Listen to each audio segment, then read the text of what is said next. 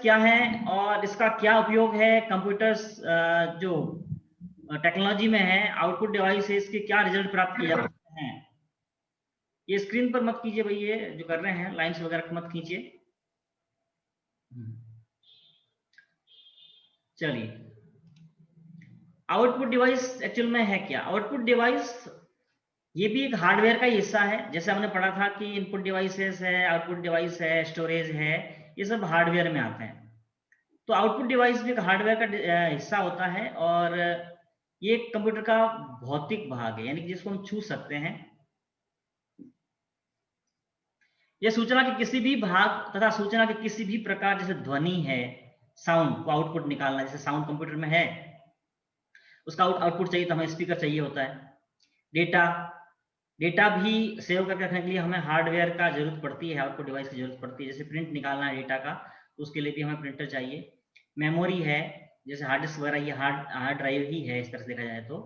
आकृतियां इत्यादि को प्रदर्शित कर सकता है। आउटपुट डिवाइसों में सामान्यतः मॉनिटर, प्रिंटर, ईयरफोन तथा प्रोजेक्टर वगैरह सम्मिलित होते हैं। इसमें वे उपकरण जिनके द्वारा कंप्यूटर से प्राप्त परिणामों को प्राप्त किया जाता है आउटपुट डिवाइसेस कहलाते हैं। कंप्यूटर के अंदर जो डेटा है जिसको हम बाहर निकाल सकते हैं वो आउटपुट डिवाइस है।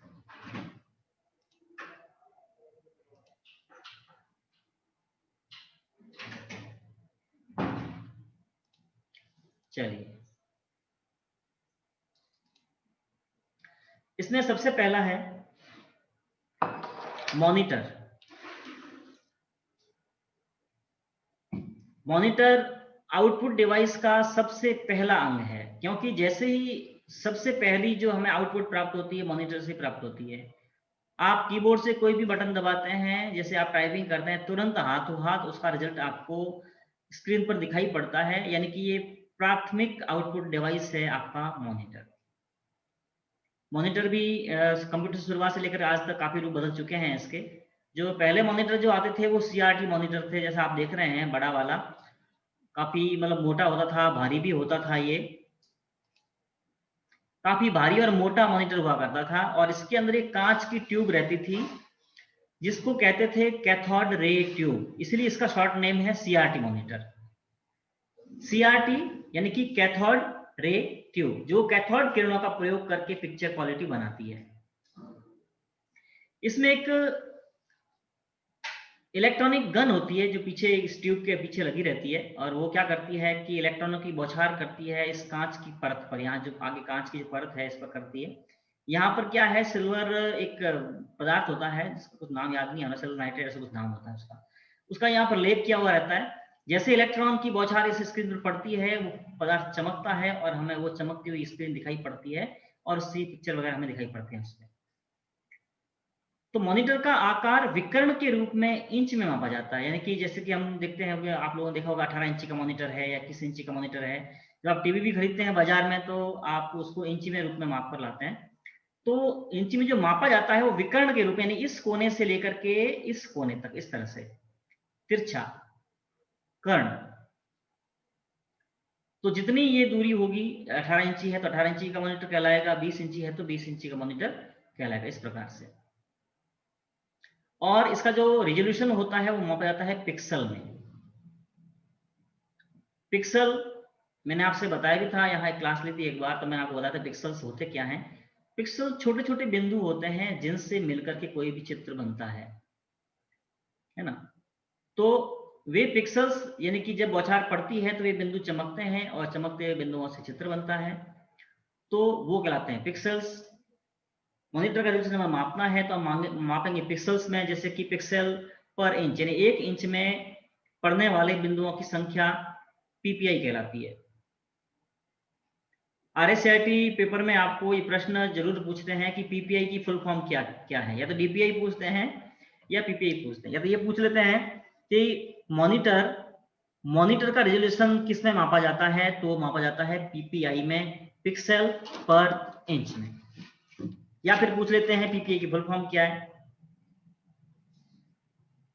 एक मॉनिटर कितने पिक्सल स्क्रीन पर हॉरिजॉन्टली व वर्टिकली डिस्प्ले कर सकता है, ये उसका रेजोल्यूशन कहलाता है। जैसे कि 800 बाई 600 और 1024 बाई 768, जिसमें माना कि यहां से लेकर के यहां तक जितने बिंदुओं की रेखाएं बनती है वो जैसे कि 600 बन रही है और आड़ी जो बन रही है वो 800 बन रही है, इसलिए इसका रेजोल्यूशन कहलाएगा 800 बाई 600, 1024 बाई 768। इसी प्रकार से एचडी और अल्ट्रा एचडी के भी मॉनिटर आ चुके हैं वर्तमान में। तो स्क्रीन पर डॉट के बीच की जगह को डॉट पिच कहा जाता है, यानी कि एक बात तो स्पष्ट हो गई कि जो पिक्सल यहाँ स्क्रीन पर पड़ते हैं तो छोटे छोटे बिंदु मिलकर के चित्र बनता है, लेकिन उन बिंदुओं के बीच में कुछ खाली जगह रह जाती है, कुछ गड्ढे रह जाते हैं, उसको कहते हैं डॉट पिच। ध्यान रखिएगा, डॉट पिच वो होते हैं जो दो बिंदुओं के बीच की जो खाली जगह है वो डॉट पिच कहलाती है। तो किसी भी मॉनिटर का रेजोल्यूशन जितना ज्यादा होगा उतना ही पिक्चर की क्वालिटी भी अच्छी होगी, बेस्ट होगी। ये मॉनिटर जो आप देख रहे हैं कैथोड रे ट्यूब वाले यानी कि सीआरटी मॉनिटर है, ये दो प्रकार के पहले जो आते थे ब्लैक एंड व्हाइट आया करते थे जिसको मोनोक्रोम कहते थे, मोनोक्रोम मॉनिटर आते थे और बाद में आने लग गए कलर मॉनिटर। ये दो प्रकार के सीआरटी भी, मोनोक्रोम और कलर मॉनिटर। इसमें याद ये रखना है अपने को कि मॉनिटर रेजोल्यूशन पिक्सल में नापते हैं, यानी पीपीआई में नापा जाता है, पिक्सल पर इंच मापा जाता है, और स्क्रीन पर डॉट के बीच की खाली जगह को डॉट पिच कहा जाता है। चलिए हम आगे देखते हैं। इसमें उसके बाद में जो नए मॉनिटर जो आए हैं वो फ्लैट पैनल मॉनिटर कहलाते हैं, यानी कि जिसकी स्क्रीन बहुत ही पतली होती है। आप सभी जानते हैं वर्तमान में जो एलसीडी वगैरह हैं, सॉरी ये जो टीवियां वगैरह है, जो मॉनिटर वगैरह हैं, वो सारे इसमें फ्लैट पैनल में ही आते हैं। स्क्रीन बिल्कुल पतली होती है। ये इसमें तीन प्रकार के आते हैं। एक तो एलसीडी है, आप जैसे देखते हैं, आप लोगों ने देखा ही होगा, काफी घरों में टीवी भी होगी एलसीडी वाली। इसकी फुल फॉर्म हमें याद रखनी है, लिक्विड क्रिस्टल डिस्प्ले। क्रिस्टल से प्रकाश है परावर्तित होता है और हमें वो दिखाई पड़ता है। यहाँ पर बहुत पतली पतली परतें होती है। कभी आपने अगर आपने टूटा हुआ मोबाइल देखा हो तो मोबाइल की स्क्रीन तोड़ के देखना आप, बहुत ही पतली पतली परतें होती है, उनमें से प्रकाश गुजर करके हमें वो उस चित्र के रूप में दिखाई पड़ता है। तो एलसीडी मॉनिटर जो है लिक्विड क्रिस्टल डिस्प्ले कहलाता है। और एलईडी, इसमें भी नई तकनीक जो आई है वो है एलईडी, वो कहलाती है लाइट एमिटिंग डायोड। नाम याद रखिएगा फुल फॉर्म इसकी, वैसे बुक में दे रखी होगी आपके, लेकिन फिर भी आप देख लीजिए। एलसीडी मॉनिटर, एलईडी और टीएफटी, ये तीनों के तीनों फ्लैट पैनल मॉनिटर कहलाते हैं, जिसमें एलसीडी लिक्विड क्रिस्टल डिस्प्ले होता है। लेकिन इसमें दिक्कत यह है कि अगर आप सामने से देखेंगे तो स्पष्ट दिखाई पड़ेगा, कि थोड़ा भी तिरछा होकर दिखाई आप देखने की कोशिश करेंगे तो वो एकदम साफ दिखाई नहीं पड़ता है।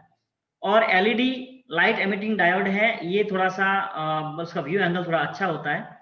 और टीएफटी मॉनिटर जो है वो थिन फिल्म ट्रांजिस्टर का प्रयोग एलईडी में होता है। ये एक तकनीक है, टीएफटी एक तकनीक है जिसे कहते हैं थिन फिल्म ट्रांजिस्टर। इसका व्यू एंगल बहुत अच्छा होता है, यानी कि आप बिल्कुल तिरछे होकर देखेंगे, यानी कि मॉनिटर है और आप तिरछे खड़े हैं तो भी उसके ऊपर जो क्लियरिटी है एकदम साफ साफ दिखाई पड़ती है। तो इसकी फुल फॉर्म पूछते हैं ज्यादातर, तो एलसीडी की फुल फॉर्म पूछेंगे या एलईडी की फुल फॉर्म पूछेंगे या टीएफटी की फुल फॉर्म पूछेंगे। LCD liquid crystal display, LED light emitting diode, और टीएफटी यानी कि थिन फिल्म ट्रांजिस्टर। अब हम देखते हैं आउटपुट। एलसीडी और एलईडी में क्या अंतर है सर?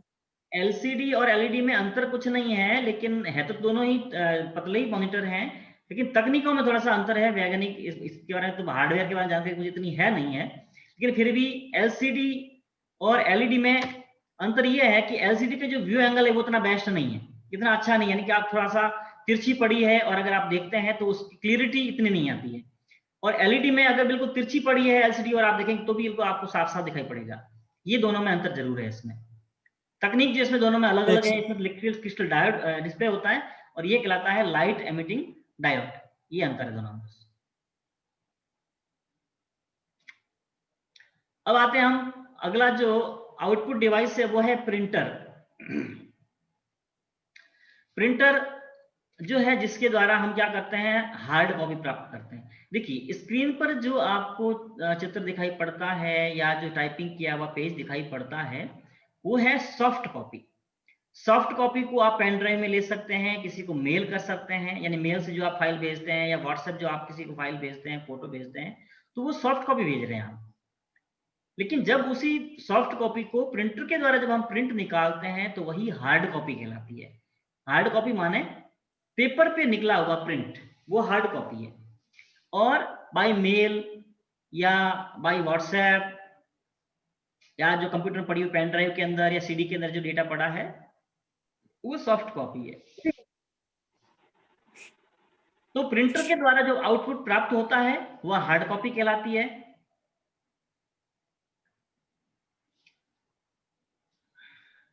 हाँ, अब देखिए जरा प्रिंटर दो प्रकार के हैं, इम्पैक्ट प्रिंटर और नॉन इम्पैक्ट प्रिंटर।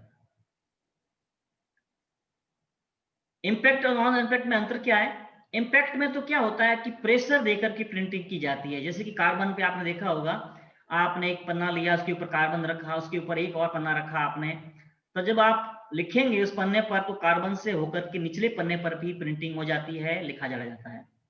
तो वो प्रेशर के द्वारा लिखा गया, प्रेशर जब पड़ता है कार्बन के ऊपर तो उस कार्बन की स्याही जो है पेपर पे चिपक जाती है और प्रिंटिंग हो जाती है। उसी प्रकार से इम्पैक्ट प्रिंटर जो होते हैं वो क्या करते हैं, उसके अंदर ऐसा सिस्टम होता है, कार्बन की रिबन लगी हुई होती है और रिबन पर के नीचे पेपर होता है, और जब उस रिबन पर चोट पड़ती है, की चोट पड़ती है, तो वो कार्बन जो स्याही है, कार्बन रिम की स्याही है पेपर पर चिपक जाती है, छप जाती है। तो इम्पैक्ट प्रिंटर की जो प्रणाली है टाइपराइटर की तरह है। अगर आपने टाइपराइटर देखा होगा पुराने वाला, तो वो एक तरह से इम्पैक्ट प्रिंटर है, क्योंकि उसमें भी की होती है, वो चोट करती है कार्बन के ऊपर और कार्बन की स्याही जो है पेपर पे चिपक जाती है और प्रिंटिंग होती है। इम्पैक्ट प्रिंटर जो कि आवाज भी करते हैं और जिसमें प्रेशर के द्वारा, दबाव के द्वारा प्रिंटिंग की जाती है, तो वो इम्पैक्ट प्रिंटर कहलाता है। ये आपके दो प्रकार के हैं, डेजी व्हील प्रिंटर है, डॉट मैट्रिक्स प्रिंटर है। तो ये जो है आपके इम्पैक्ट प्रिंटर है। उदाहरण देख सकते हैं आप इसमें, डेजी व्हील में चक्रियां होती है और डॉट मैट्रिक्स में हेड बने हुए होते हैं जिसके द्वारा प्रिंटिंग होती है। तो ये दोनों प्रिंटर है, इम्पैक्ट प्रिंटर है। नॉन इम्पैक्ट प्रिंटर जिसमें किसी प्रकार का कोई दबाव तो नहीं दिया जाता है, लेकिन फिर भी उसकी तकनीक थोड़ी अलग होती है, जिसमें तीन है, एक तो इंकजेट प्रिंटर है, थर्मल प्रिंटर है और लेजर प्रिंटर है। इंकजेट प्रिंटर में गीली स्याही का प्रयोग होता है, थर्मल प्रिंटर में पेपर ही है जो थर्मल पेपर होता है जो कि हीट करके गर्मी के द्वारा प्रिंटिंग की जाती है, और लेजर जो प्रिंटर है उसमें टोनर के द्वारा प्रिंटिंग की जाती है। ये तीनों नॉन इम्पैक्ट प्रिंटर है, यानी कि इसमें कोई दबाव नहीं पड़ता है और स्याही का छिड़काव करके या किसी प्रकार से उसकी प्रिंटिंग की जाती है। ये तेज भी होते हैं और आवाज भी कम करते हैं, और जबकि इम्पैक्ट प्रिंटर है बहुत ही आवाज करते हैं, खड़खड़ खड़खड़ की आवाज भी करते रहते हैं। तो ये दो प्रकार हो गए प्रिंटर के, इम्पैक्ट और नॉन इम्पैक्ट। प्रश्न आपके आरएसटी में ये पूछ लेते हैं कि दिए गए प्रिंटर में से नॉन इम्पैक्ट प्रिंटर है या इम्पैक्ट प्रिंटर है। तीन तो आपको दे दिए, non impact, inkjet, thermal, laser, और एक दे दिया आपके डॉट मैट्रिक्स। अब आपको इसमें छांटना है कि निम्न में से दिए गए प्रिंटर में से इम्पैक्ट प्रिंटर कौन सा है। तो ये आपको थोड़ा सा ध्यान रखना पड़ेगा इसमें, इम्पैक्ट और नॉन इम्पैक्ट। प्रश्न आया भी है पहले कई बार। ये देखिए डेजी व्हील जो प्रिंटर है आपके सामने इस प्रकार से दिख रहा है आपको, ये इसमें इस प्रकार से चक्री बनी हुई होती है और चक्रियों के जो पंखुड़ियां हैं, इन पंखुड़ियों पर अक्षर खुदे हुए रहते हैं और पंखुड़ियों की चोट पड़ती रहती है कार्बन के ऊपर और प्रिंटिंग होती रहती है। अब व्हील के नाम से देखिए इसलिए डेजी व्हील प्रिंटर कहलाता है, क्योंकि व्हील है ना, ये चक्री है, इसलिए डेजी व्हील प्रिंटर कहलाता है। ये आप देख सकते हैं डीएमपी प्रिंटर है, डॉट मैट्रिक्स प्रिंटर, इसकी शॉर्ट नेम है डीएमपी यानी कि डॉट मैट्रिक्स प्रिंटर। इस प्रिंटर में यहाँ पेपर आपने देखा होगा कहीं, जैसे अस्पतालों में है या कहीं रेलवे पर अगर आप जाते हैं तो वहाँ वो खड़ खड़ खड़ खड़ की आवाज आती रहती है और प्रिंटिंग होती रहती है, धीरे धीरे प्रिंटिंग होती है इसमें, और वो पेपर धीरे धीरे बाहर निकलता रहता है। और ये हेड जो है ये दिख रहा है आपको, ये यहाँ घूमता रहता है और चर चर की आवाज करता रहता है। तो डॉट मैट्रिक्स प्रिंटर वो होता है जिसमें पेपर लगाते हैं और बीच में कार्बन पेपर भी होता है साथ में, और जब इस जब इसकी हेड के अंदर पिनें होती हैं और पिनों का दबाव पड़ता है इस पेपर के ऊपर, कार्बन के ऊपर, तो उसकी प्रिंटिंग पेपर पे हो जाती है। यानी कि एक प्रकार से कार्बन पर लिखने की तरह है, जैसे हम कार्बन नीचे लगाकर पेपर के ऊपर रखते हैं और पेन से लिखते हैं, उसी प्रकार ये भी पेन से हेड जो इसका होता है पिनों वाला, उसके द्वारा इस कार्बन के द्वारा लिखा जाता है। तो ये है डॉट मैट्रिक्स प्रिंटर। स्पीड थोड़ी धीमी होती है लेकिन ये प्रिंटिंग में सबसे सस्ता है, इसकी प्रिंटिंग बहुत ही सस्ती है, स्याही बहुत ही कम लगती है इसमें, इसलिए थोड़ा सस्ता पड़ता है और बिजली भी कम खाता है। तो ये है डॉट मैट्रिक्स प्रिंटर। ये काफी चलता था लेकिन आजकल प्रेजेंट थोड़ा कम है, लेकिन बड़े पेज जहां प्रिंट करने होते हैं वहां आज भी डॉट मैट्रिक्स का प्रयोग होता है और जहां ज्यादा प्रिंटिंग होती है क्योंकि इसकी जो प्रिंटिंग है वो थोड़ी सस्ती है। फिर है अपना ये इंकजेट प्रिंटर। आपने बाजार से फोटो निकलवाए होंगे, कई बार जाते हैं हाथों हाथ फोटो निकलवाओ, तो आप फोटो निकलवाते हैं हाथों हाथ, तो वो जो प्रिंटिंग की जाती है कलर फोटो की, वो आपके इंकजेट प्रिंटर से की जाती है। इंकजेट प्रिंटर में जैसा आप देख रहे हैं CMYK के 4 प्रकार की स्याही इस्तेमाल की जाती है, क्रेयॉन है, मैजेंटा है और येलो है और ब्लैक है, ठीक है ना। और ये चार प्रकार की स्याही इस्तेमाल करके हजारों करोड़ों रंग बनते हैं और रंग बन करके इसके ऊपर प्रिंटिंग होती है। इसमें होता क्या है, एक नोजल होती है जो कि छोटी छोटी बूंदों का छिड़काव करती है पेपर के ऊपर और चित्र बनता जाता है, ठीक है ना। तो इस प्रकार से इसकी भी स्पीड थोड़ी धीमी है। ये जो इंकजेट प्रिंटर है, इंकजेट नाम से ही समझ सकते हैं, इसमें इंक यानी स्याही का प्रयोग किया जाता है, लेकिन इसमें खास बात यह है इसमें गीली स्याही का प्रयोग होता है। इंकजेट प्रिंटर एक ऐसा प्रिंटर है जिसमें गीली स्याही का प्रयोग होता है। ये जो शीशे में स्याही देख रहे हैं बिल्कुल लिक्विड में होती है और यहाँ एक जो नोजल जो कार्ट्रिज होती है वो भरी जाती है। कार्ट्रिज के अंदर गीली स्याही डाल दी जाती है, 4 कार्ट्रिज अलग अलग होती है, चारों में अलग स्याही डाल दी जाती है और उसके द्वारा फिर जैसा आप प्रिंट देंगे, कलर प्रिंट देंगे, तो कलर प्रिंटर के लिए आपके लिए इंकजेट प्रिंटर ही काम में आता है। पर इसकी कमी यह है कि इस प्रिंटर में अगर आप 1-2 दिन काम में नहीं लेते हैं, 2-3 दिन के लिए, तो क्या होता है इसका नोजल सूख जाती है और प्रिंटिंग आपकी खराब हो सकती है, आपका जो प्रिंटर खराब हो सकता है। ये इसकी थोड़ी सी बड़ी समस्या है। इसलिए इंकजेट प्रिंटर अगर आप खरीदते भी हैं तो इसका आपको रोज प्रयोग करना चाहिए, कम से कम एक बार, ताकि क्या इसकी नोजल खराब नहीं हो और प्रिंटिंग अच्छी तरह से होती रहे। कलर प्रिंटिंग के लिए यही काम है। इसकी प्रिंटिंग थोड़ी महंगी पड़ती है, एक पेज भी कम से कम आपके 10 रुपये पर पेज के हिसाब से पड़ता है, जबकि बाकी वाले पेज बहुत ही सस्ते पड़ते हैं। ये बहुत महंगा पड़ता है इंकजेट प्रिंटर। इसकी कीमत सस्ती है, ये प्रिंटर इतना महंगा नहीं है, वो लगभग 4-5 हजार में या 7 हजार मिल जाएगा आपको, लेकिन जो इसकी प्रिंटिंग कॉस्ट है, स्याही वाली कॉस्ट है, वो थोड़ी ज्यादा पड़ती है। फिर आप देख सकते हैं ये थर्मल प्रिंटर है। थर्मल प्रिंटर का उपयोग नॉर्मली बैंकों में, जैसे ATM की पर्ची वगैरह निकलती होगी, आप लोगों ने देखी होगी, तो वहां पर ये थर्मल प्रिंटर का प्रयोग होता है। उसमें क्या होता है कि पेपर, इसमें पेपर खास चीज है, इसमें स्याही का प्रयोग नहीं होता है। इसका पेपर जो होता है वो एक हीट पेपर कहलाता है और जहाँ ही इसके ऊपर थोड़ी सी गर्म यानी कि हीटिंग की जाती है कि ये वहां से काला पड़ जाता है और प्रिंट दिखाई पड़ता है। ये पेपर थोड़ा महंगा होता है, कॉस्टली होता है ये, ठीक है ना, इसलिए ये थर्मल प्रिंटर कहलाता है। यानी गर्मी के द्वारा इस पर प्रिंटिंग की जाती है, इसलिए थर्मल प्रिंटर है ये। और ये है सबसे महत्वपूर्ण प्रिंटर, लेजर प्रिंटर है। अधिकांश ऑफिसों में, घरों में अगर आप कहीं भी देखेंगे तो आपको ये लेजर प्रिंटर ही दिखाई पड़ेगा। लेजर प्रिंटर इसलिए महत्वपूर्ण है क्योंकि तो इसकी प्रिंटिंग जो है बहुत ही क्वालिटी वाली होती है, बहुत ही महत्वपूर्ण होती है, बहुत ही अच्छी होती है। नंबर 2, इसमें जो है जो इसकी स्पीड होती है वो बहुत ज्यादा होती है, अच्छी होती है। 1 मिनट में ये 30 पेज, 35 पेज, 50 पेज तक निकाल देता है, उसकी प्रिंटर कैपेसिटी पर डिपेंड करता है।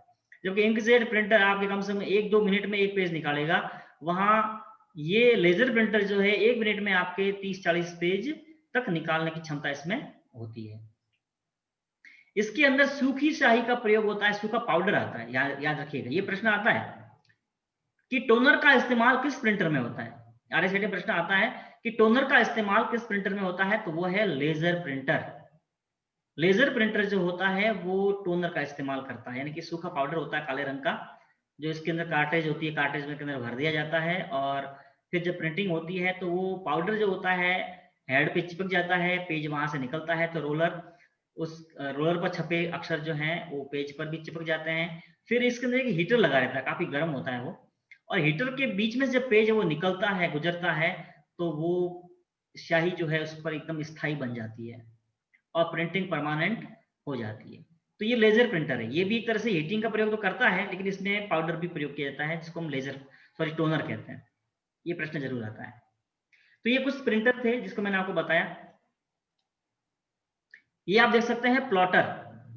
ये भी एक बड़ा सा प्रिंटर है, लेकिन इसका प्रयोग जो बड़े बड़े नक्शे निकालने होते हैं या कोई इंजीनियरिंग के नक्शे निकालने होते हैं तो उसके लिए इस प्लॉटर का प्रयोग किया जाता है। जैसे कि आपने देखे होंगे रेडियम वाले जो होते हैं, जो रेडियम का काम करते हैं, यानी कि कारों पर रेडियम पट्टी वगैरह लगाते हैं, तो वो इस प्लॉटर का इस्तेमाल करते हैं। प्लॉटर के द्वारा बहुत ही अच्छी, मतलब उच्च गुणवत्ता प्रिंटिंग जो होती है वो प्लॉटर के द्वारा होती है। ये आपके प्रश्न आता है RSCIT में, टेस्टों के अंदर आएगा कि उच्च ग्राफिक गुणवत्ता वाला जो प्रिंटर है वो कौन सा है, तो वो है प्लॉटर। ये बड़ा प्रिंटर है और कुछ भी नहीं है, बड़ा सा प्रिंटर होता है ये। बैनर इससे निकलते हैं? जी बोलिए। तो बैनर, वो बैनर वाला छपाते हैं ना सर, वो हाँ, पर्दा? हालांकि बैनर का प्रिंटर मैंने देखा नहीं है, लेकिन ये मैंने प्लॉटर जरूर देखा था, रेडियम वाले जो काम करते हैं उनके पास होता है, और नक्शे वगैरह निकालने के लिए भी काम में आता है। बैनर के लिए देखा नहीं मैंने प्रिंटर, बैनर का एक्चुअल में, सही बात तो ये है। अब पता नहीं वो कैसा प्रिंटर होता है, वो प्लॉटर ही है या कोई दूसरा प्रिंटर है, मेरी जानकारी में नहीं है। हाँ, जो कि प्लॉटर में जरूर देखा हुआ है, प्लॉटर जो है वो रेडियम वाले जो काम करते हैं वो इसको काम में लेते हैं, प्लॉटर को। अब है, ये देखिए आप लोग, और आउटपुट डिवाइस स्पीकर है। जैसे आपने देखा होगा, स्पीकर को हम कंप्यूटर से जोड़ करके जो साउंड वगैरह है उसको हम आउटपुट प्राप्त कर सकते हैं साउंड का। और ये मल्टीमीडिया प्रोजेक्टर, ये भी आपने देखा होगा अपने सेंटर पे, जब मैं कई बार क्लासेस लेता हूं तो प्रोजेक्टर के द्वारा भी क्लास लेता हूं। इसकी खास बात यह है कि इसमें आप कंप्यूटर से जोड़ करके इसको बड़ी स्क्रीन पर दिखा सकते हैं। जैसे 15-20 फुट की स्क्रीन आप दिखा सकते हैं आराम से, ताकि बहुत सारे लोग बैठे हों तो भी वो आराम से देख सकते हैं। जैसे आप पिक्चर हॉल में देखा होगा आप लोगों ने, पिक्चर हॉल के अंदर ये प्रोजेक्टर का ही इस्तेमाल किया जाता है। ये काफी महंगे आते हैं। अच्छी क्वालिटी का थोड़ा ढंग सा लेना चाहें तो कम से कम ये 30-40, 30 में तो कम नहीं आएगा, 35-40 से लगभग ऊपर ही आता है। अच्छा, 35, 30, 35, 32, 35 तक लगभग ढंग का आ जाता है। और आजकल एलईडी जो है प्रोजेक्टर आ गए हैं, जो कि थोड़ा सा मतलब कॉस्टली तो होते हैं लेकिन पावर कम खाते हैं। ये जो प्रोजेक्टर होते हैं पावर बहुत ज्यादा खाते हैं, लगभग इसको 250 वाट, 300 वाट, 400 वाट तक पावर खा जाते हैं। और एलईडी प्रोजेक्टर होते हैं वो 50 वाट तक पावर खा जाते हैं, लेकिन वो थोड़े महंगे होते हैं, बस यही है इसका। घरों में, या सॉरी घरों में तो कहीं नहीं है, स्कूलों के अंदर भी प्रोजेक्टर आपने देखे होंगे, आए हुए रहते हैं, जब क्लास ली जाती है। ये मॉडेम है।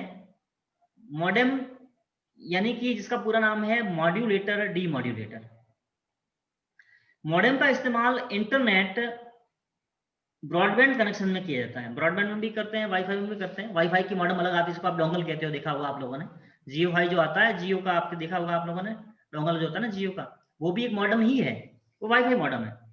ये जो मॉडेम है ये ब्रॉडबैंड की मॉडेम है और वाईफाई भी है। इसमें क्या होता है कि जैसे कि टेलीफोन का तार इसके अंदर मॉडेम में आएगा, और फिर इसको वो डीमॉड्यूलेट करेगी, यानी कि इसको डिजिटल फॉर्म में कन्वर्ट करके कंप्यूटर को भेज देता है, जिसको कंप्यूटर समझता है। और फिर कंप्यूटर का जो डेटा जो डिजिटल रूप में होता है वो ये बदलता है एनालॉग सिग्नल्स में, जो कि आपके टेलीफोन तार के द्वारा विश्व में फैल जाता है। तो मॉडेम का काम है ट्रांसलेशन करना, डिजिटल टू एनालॉग और एनालॉग टू डिजिटल सिग्नल्स में। तो ये मॉडेम ये काम करती है आपके। और ब्रॉडबैंड कनेक्शन में तो जरूरी है ही, है लगानी पड़ती है। और नॉर्मली आपका जो फोन से आप वाईफाई चलाते हो तो फोन के अंदर भी मॉडेम होती है, छोटी मॉडेम होती है, फोन के अंदर ही लगी रहती है, लेकिन वो मॉडेम तो चाहिए। मॉडेम के बिना आप इंटरनेट यूज नहीं कर सकते। ये है फैक्स मशीन। फैक्स आजकल इसका प्रयोग लगभग होता, कहीं कहीं कुछ ऑफिसों में होता है, लेकिन बहुत बहुत कम, क्योंकि आजकल मेल ही चलती है। फैक्स मशीन वो मशीन होती है जिसमें टेलीफोन तार से इसको जोड़ देते हैं। ये टेलीफोन का ही टेलीफोन रूप भी है एक तरह से। ये टेलीफोन भी चलता है और साथ में प्रिंटर भी होता है। टेलीफोन का तार सीधा इसमें जुड़ जाता है। और ये जैसे कि फैक्स भेजने के लिए 2 मशीनें चाहिए। अगर आप फैक्स भेज रहे हैं किसी को, उसके पास भी फैक्स मशीन चाहिए। और अगर वो आपको फैक्स भेज रहा है तो आपके पास भी फैक्स मशीन होनी चाहिए। क्योंकि जब अगला व्यक्ति इस यहाँ पर पेज डालेगा, जैसे कोई प्रिंटिंग पेज है, पेज यहाँ डाला और आपके जो है फैक्स नंबर, आपके जो लैंडलाइन नंबर जो होते हैं वही फैक्स नंबर ही होते हैं। वो नंबर यहाँ डायल करेगा, डायल करने के बाद यहाँ से ओके दबा देगा, बटन होता है फैक्स का, फैक्स पर बटन क्लिक कर देगा, तब ये पन्ना ऑटोमेटिकली इसके अंदर जाएगा, स्कैन होगा, और इसकी डिजिटल कॉपी टेलीफोन तार के द्वारा आपकी फैक्स मशीन के पास पहुंच जाएगी। और आपकी फैक्स मशीन उसको रिसीव करके उसको यहाँ से प्रिंट निकाल देगी। यानी कि पन्ना डालोगे तो वहां से जो तो बैठा व्यक्ति पन्ना वहां डालेगा और प्रिंटिंग निकलेगा पन्ना अपने इस फैक्स मशीन से। और आप जब यहाँ किसी को फैक्स भेजोगे, पन्ना आप यहाँ डालोगे और अगले के पास फैक्स मशीन है तो वह प्रिंट वहां से निकलेगा। यानी कि ये डबल सिस्टम है, यानी कि फोटोकॉपी हो रही है एक तरह से देखा जाए तो। फोटोकॉपी पन्ना आप यहाँ डाल रहे हो और फोटोकॉपी वहां निकल रही है। ये फैक्स मशीन ये काम करती है। तो इस तरह से ये कुछ आउटपुट डिवाइसें थी जो मैंने आज आपको समझाई।